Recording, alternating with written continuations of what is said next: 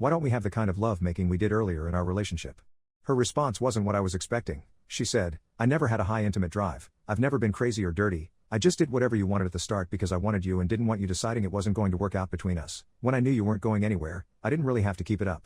So I said, so all of it was just a ploy to have me?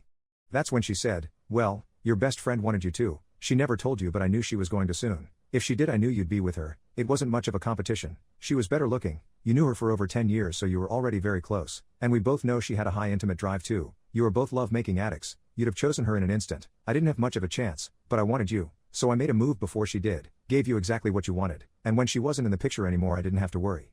So I said, so you knew the whole time? She shrugged and said, yeah, she told me she wanted to pull you aside and tell you how she felt about you when she felt the time was right, so I got to you first. But what does it matter now? It's all in the past, she's in her own relationship, and you two don't even speak anymore anyway. We're married, have a house and a daughter, I've got what I wanted so I'm happy.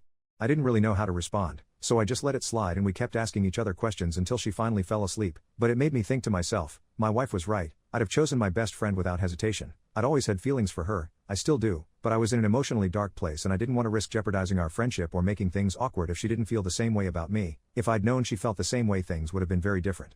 Now it all made sense to me, why my friend of now 15 years had suddenly become so distant, why she disliked my wife so much, and why we rarely ever see each other. As for my wife, she's right, it's been 8 years, we're married, have a house, have a kid, my best friend has moved on, she's got her own life, and although I've always had feelings for her, it's been too long to say she even feels the same way. I'm not the best husband, but I've tried to be. I work hard, make sure all my family's needs are met before my own, but at some point I decided if my needs weren't being met at all, I'd satisfy them on my own, and as bad as it sounds, I don't feel as bad for cheating on my wife. I know 2 wrongs don't make a right, I'm not trying to justify it.